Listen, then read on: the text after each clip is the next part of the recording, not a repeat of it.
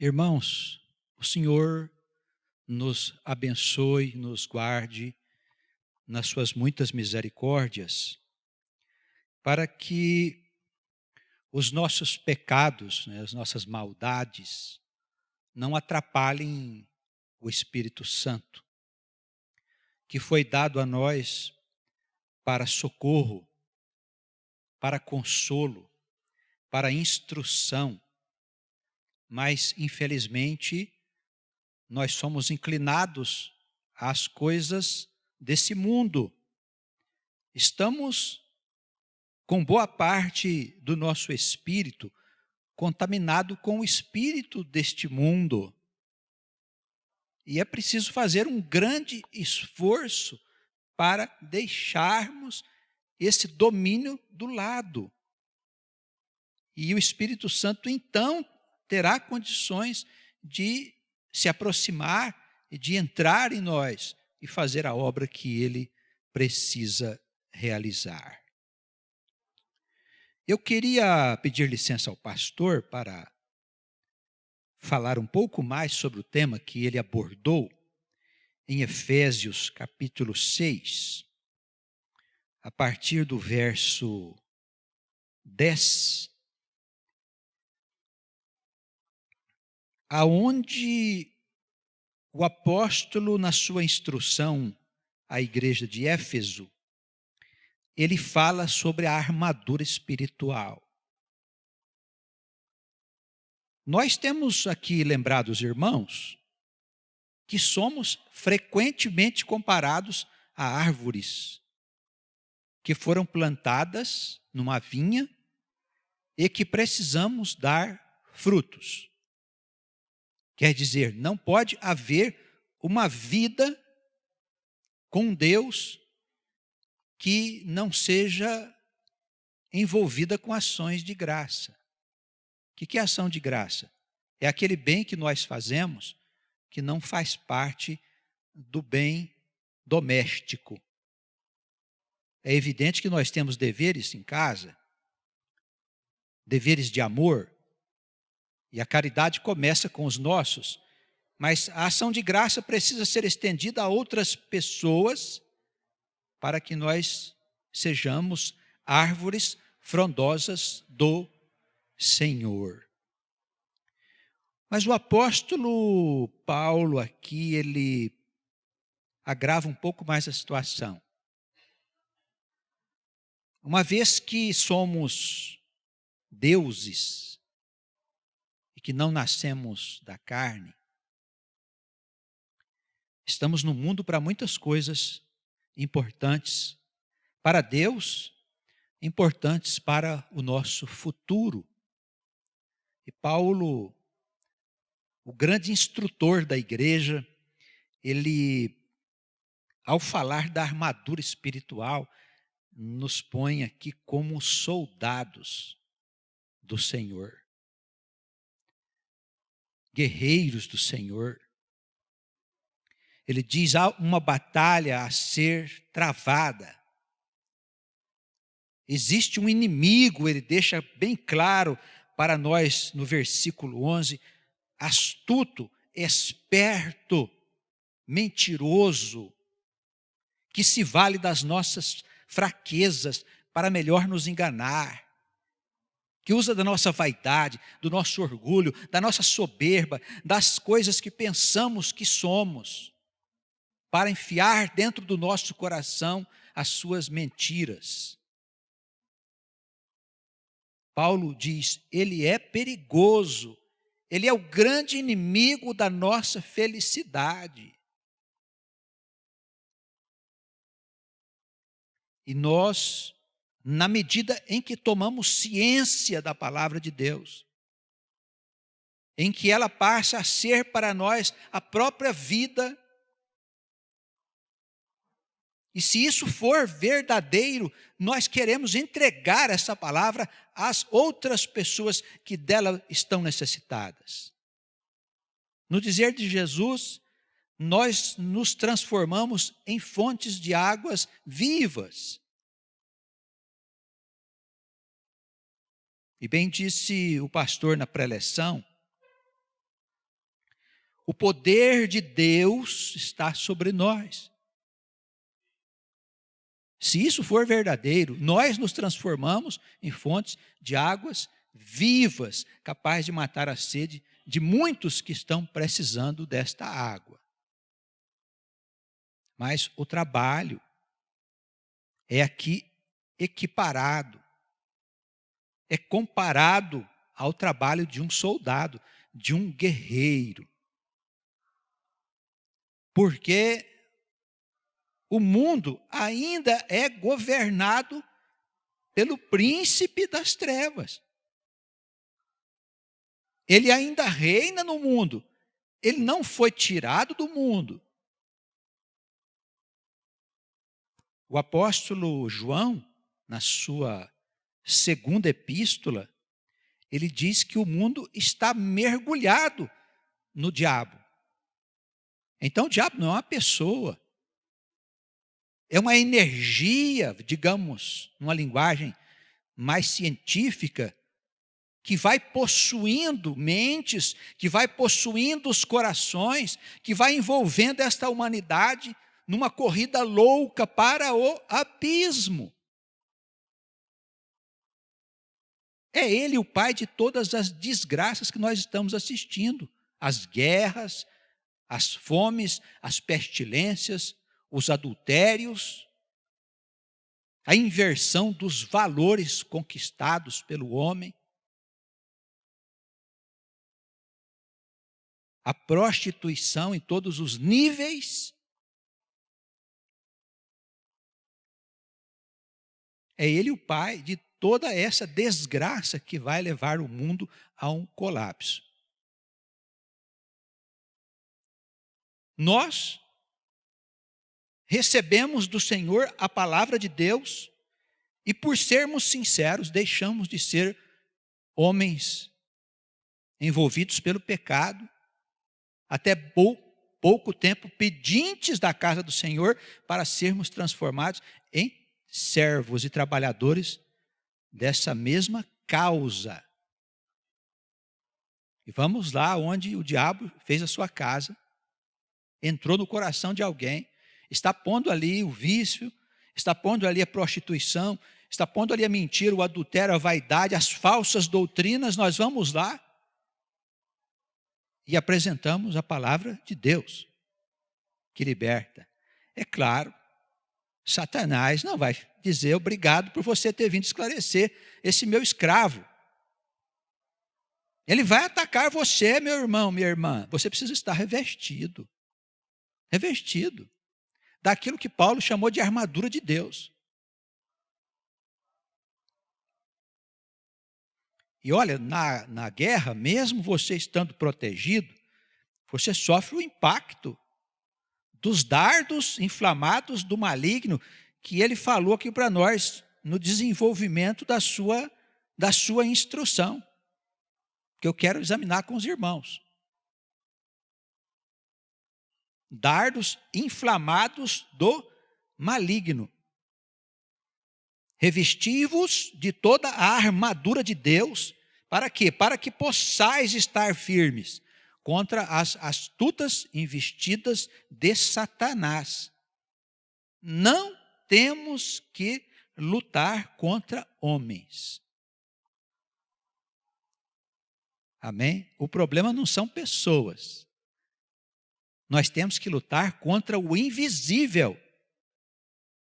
Aí complica, não estamos vendo. Porque se um homem inimigo nosso está aqui à esquerda, eu passo à direita.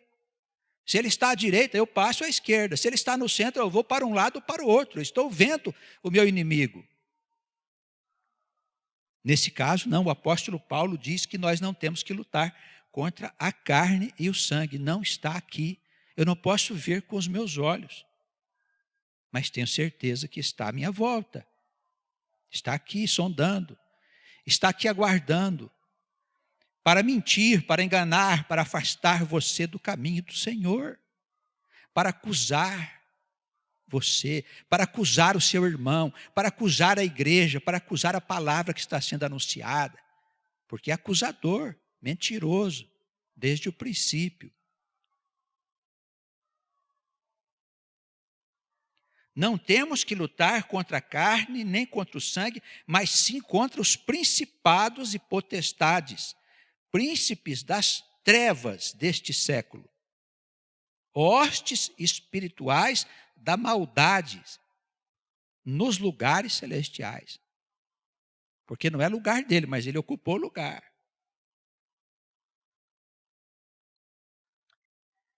Devemos nos revestir convenientemente, tomai toda a armadura de Deus para que possais resistir no dia mau. Sabe qual é o dia mau?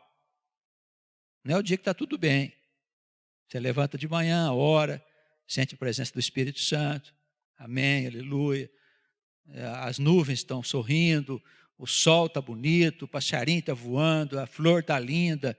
O irmão recebeu a mensagem pelo Facebook, sei lá pelo quê. Ai, que coisa maravilhosa. Esse não é o dia mau. O dia mau é quando nós somos agredidos por Satanás. De qualquer forma. Não precisa ser de uma forma especial. Qualquer coisa, ele agride a gente por qualquer coisa. Ele tem satisfação em tirar de nós a paz. Não estamos brincando, irmãos. Isso não é a igreja tradicional. Nós estamos aqui anunciando a palavra apostólica. Nós estamos aqui combatendo os mesmos príncipes das trevas que atacaram os apóstolos, que mataram os apóstolos. É o mesmo príncipe das trevas. E como ele não vai entrar na nossa vida, como ele não vai entrar no nosso coração, como ele não vai cirandear um irmão, como ele não vai entrar na igreja para afrontar a igreja, como ele não vai fazer de nós alguma coisa qualquer que prejudique a vida do outro, que fale o que o outro não quer ouvir. Por que não? Frágeis como nós somos.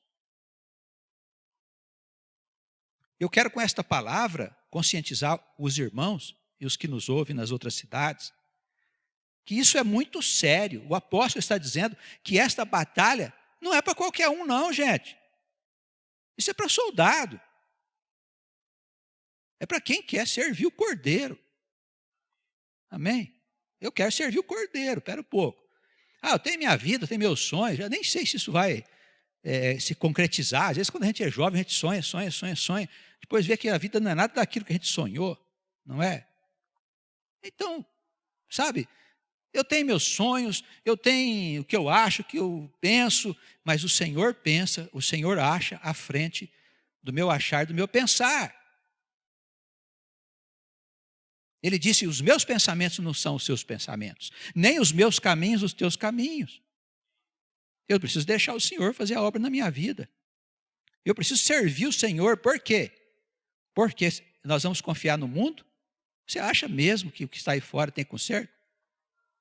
É claro que não tem, irmão.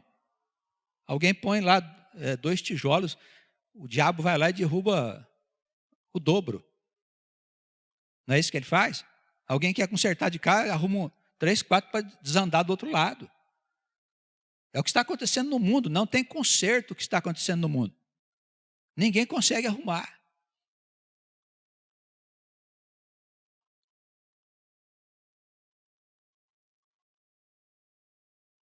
A batalha é muito séria. Tomai toda a armadura de Deus, para que você possa resistir no dia mau. Sabe o que acontece no dia mau? É quando você pega a tua palavra e vai para um canto, lê a palavra e clamar ao Senhor e orar e se confessar a Ele, fique quieto no teu canto, até que Ele vá embora. É o dia mau. Havendo feito tudo isso, fique firme, porque Ele vai investir outra vez. Vai investir outra vez. A batalha é muito séria. É o bem contra o mal, é luz e trevas.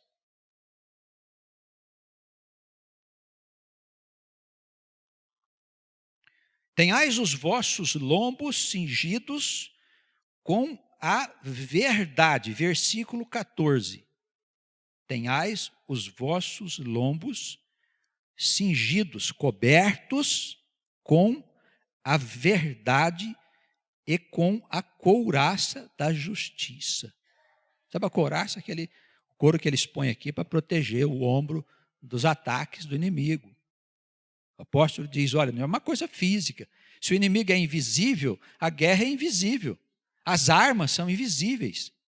A verdade é invisível. Eu não posso entregar a verdade para você, colocar na balança e pesar a verdade. A verdade é um conceito revelado por Deus acerca das coisas. De que verdade que nós estamos falando? Da verdade dos homens?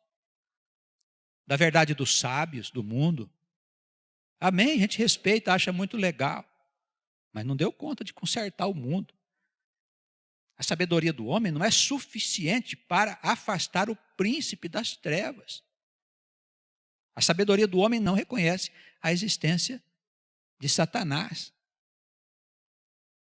Por várias razões, nós vamos discutir aqui. Precisamos de lutar usando, na verdade, a força da verdade de Deus. Não importa quantos nós somos. Preste atenção nisso. O homem que fez essa revolução que vocês estão vendo no Ocidente, tudo isso que tem no Ocidente foi criado por um homem e com 12 seguidores. Jesus insistia em mostrar que o reino não tem aspectos exteriores. Não quer dizer que é uma coisa grandiosa. Uma multidão de pessoas. Tanto que ele dizia, como medida de farinha, né? E que leveda no fermento. Você põe um pouquinho de fermento, a massa cresce. Então não importa quantos somos. Se somos de Deus, estamos com o poder de Deus. Estamos com a verdade revelada por Deus.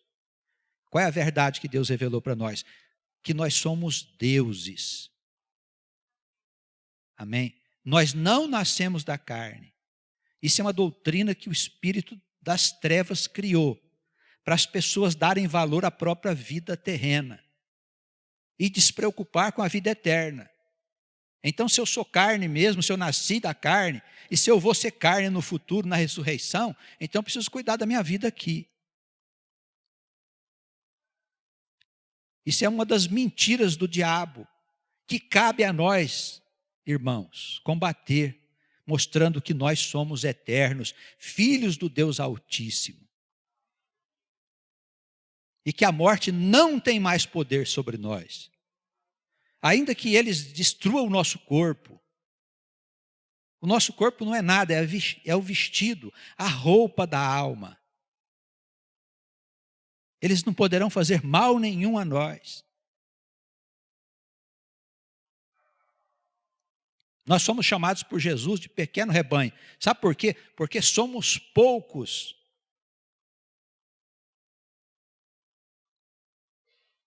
O Senhor também assemelhava o reino a uma pequena semente, que é a semente de mostarda. A menor das sementes, que quando brota se transforma numa das maiores árvores. Assim é o reino. Por isso não se sinta sozinho. Não se sinta isolado aí onde você está recebendo a palavra. Você pode anunciar essas boas novas. Nós somos deuses. A morte não tem poder sobre nós. E o reino de Deus vai ser estabelecido em breve na face da terra. Todo o mal será tirado dela. Todas as pessoas más serão levadas embora. O mundo vai entrar num novo período, uma nova fase. Um novo reino se estabelecerá. Esse reino não passará jamais. É o reino de Cristo. Todos os outros reinos e impérios que houve na história da humanidade foram derrubados pelas suas vaidades. O oitavo reino é o reino da besta, diz o Apocalipse. Ele será destruído e o reino passará a Cristo. E nunca mais haverá maldade na face da terra. Amém? Nós estamos sendo chamados para participar deste movimento de transformação. Como é que eu vou ficar de fora? Eu vou ficar de fora para quê, irmãos? A revolução que vem sobre o mundo vai afetar toda a humanidade.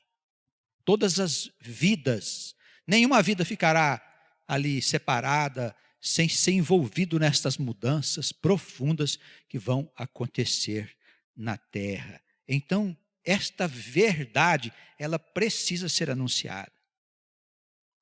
De que justiça que o apóstolo fala aqui no finalzinho do versículo 14, você que está acompanhando comigo pela Escritura, uma couraça verdadeira é a justiça de Deus.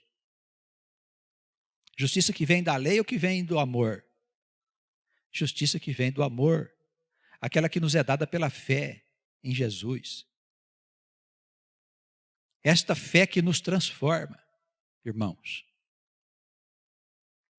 Se nós não somos justos, nós não podemos ser soldados de Cristo. Mas como eu posso me transformar numa pessoa justa, sendo que até bem pouco tempo eu estava envolvido pelo pecado? Pelo caminho da fé. A fé em Jesus, ela justifica o ímpio.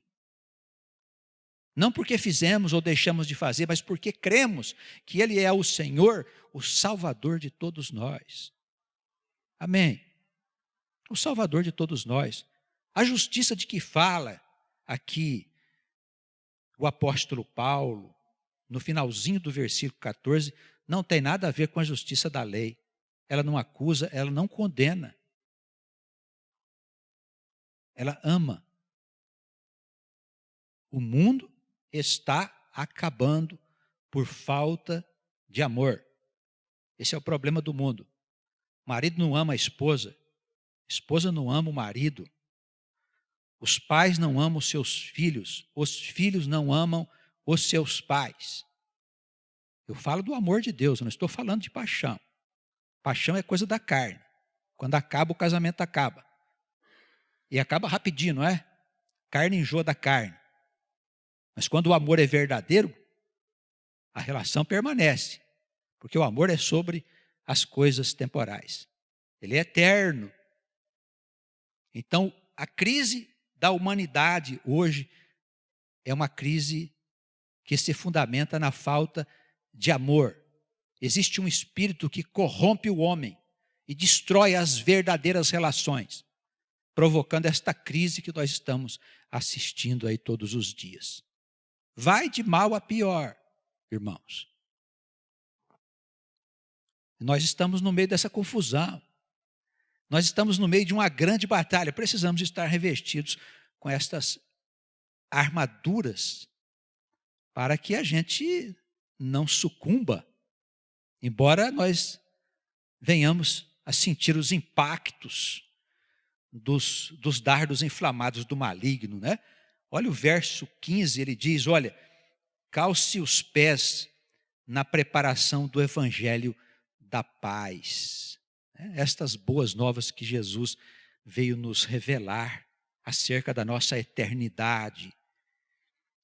Tudo isso é o evangelho da paz, precisa ser como uma sandália, como um calçado a nos proteger os pés.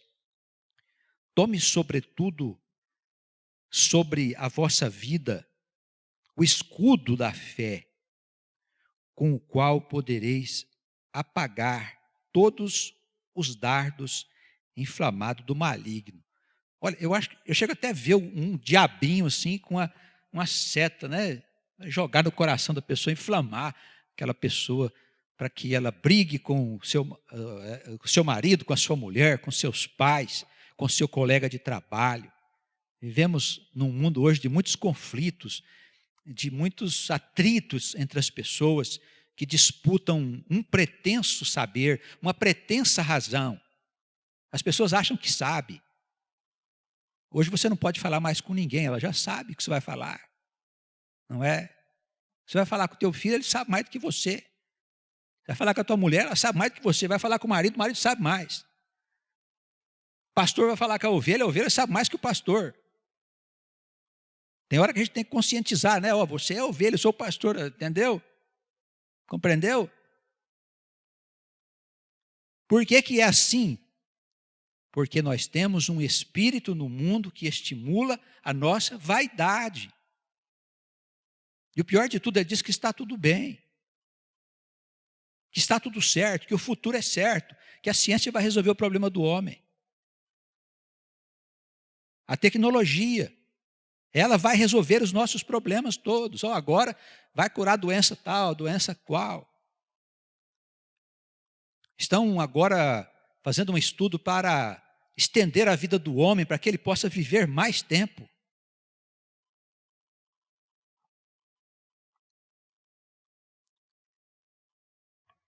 Irmãos, Satanás está sempre pronto para disparar os seus dardos para atingir o nosso coração. Estejamos preparados com o escudo da fé. Tomai também o capacete da salvação. Capacete vai na nossa cabeça, não é mesmo? O que a nossa cabeça tem que estar ocupada? Em ser salvo. Ser salvo. Às vezes as pessoas me escrevem perguntando sobre doutrina, sobre detalhes dos ensinamentos, etc. A gente responde, claro, mas a preocupação primeira é salvação. Eu preciso ser salvo todos os dias. Não tem quem diz, já estou salvo. Não existe isso, irmãos. Quando o apóstolo Paulo disse que ele morria todo dia, a gente tem que entender que a gente morre também no pecado, em pensamento, em atitudes. Todos os dias nós estamos contaminados com o pecado, nós precisamos ser resgatados por Jesus todos os dias.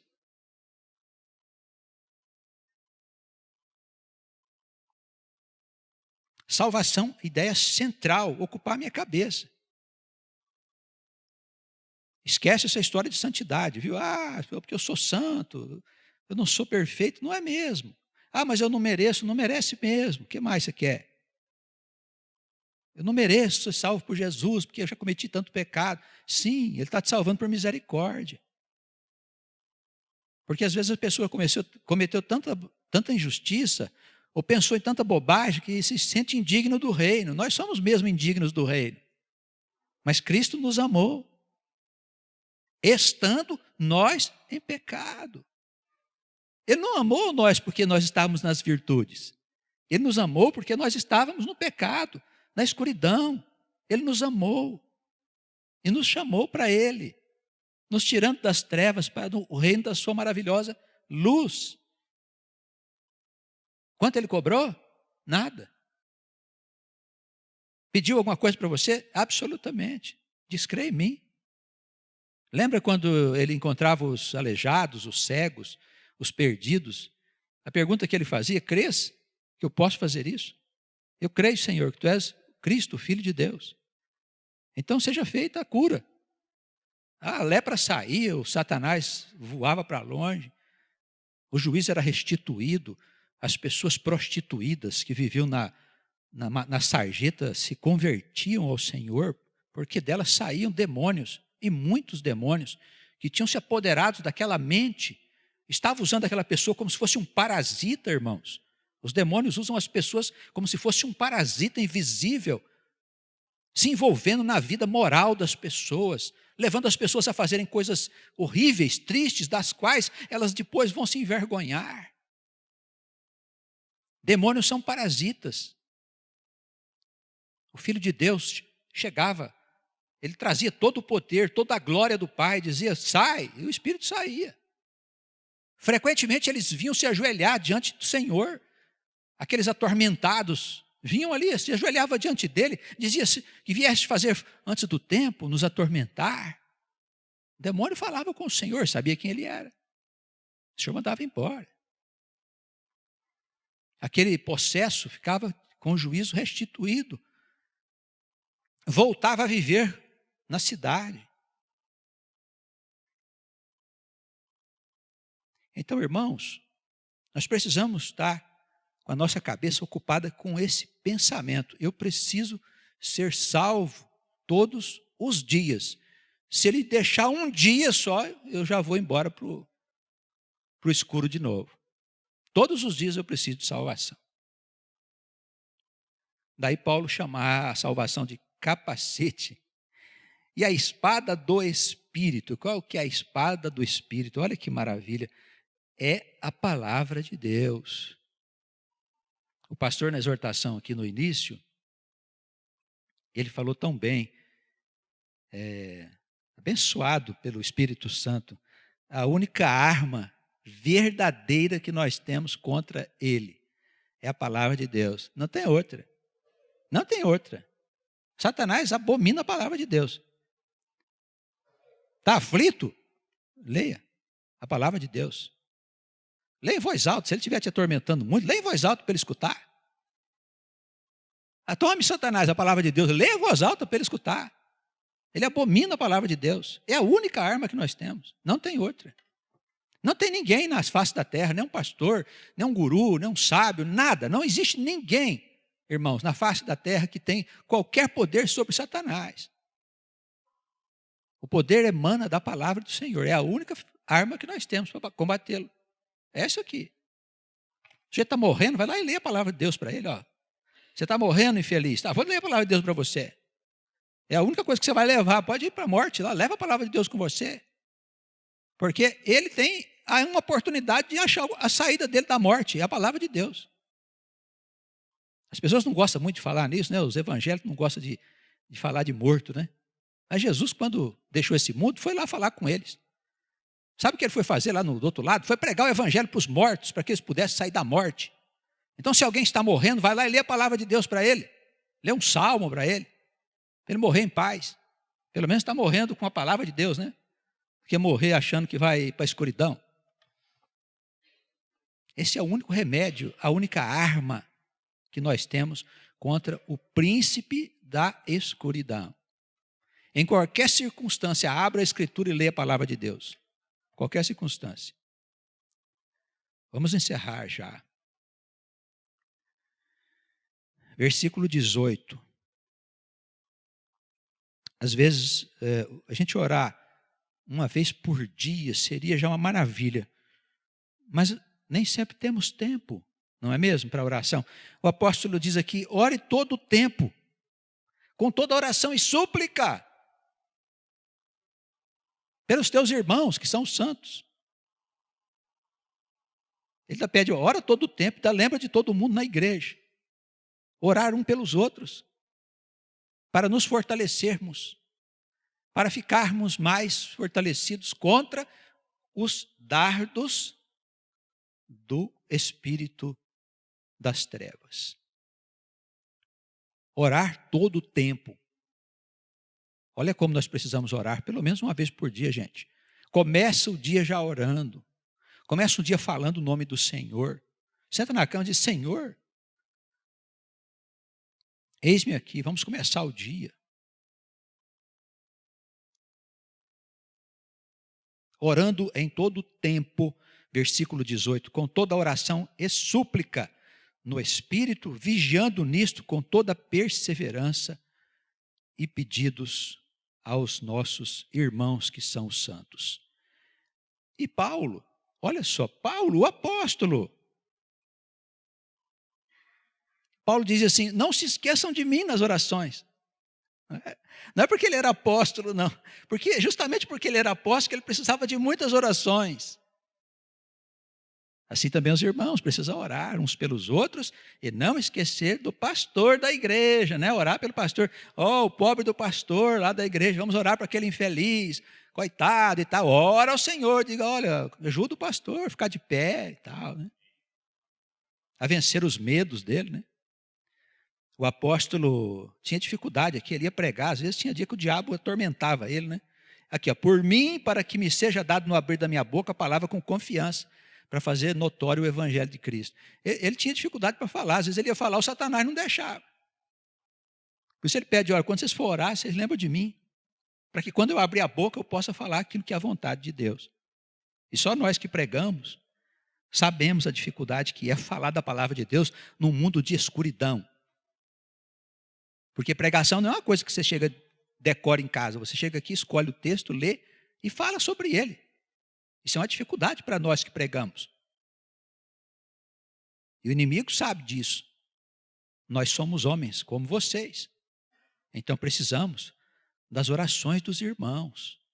Para que ao abrir da nossa boca a palavra possa sair clara, possa sair conforme a vontade do nosso Deus.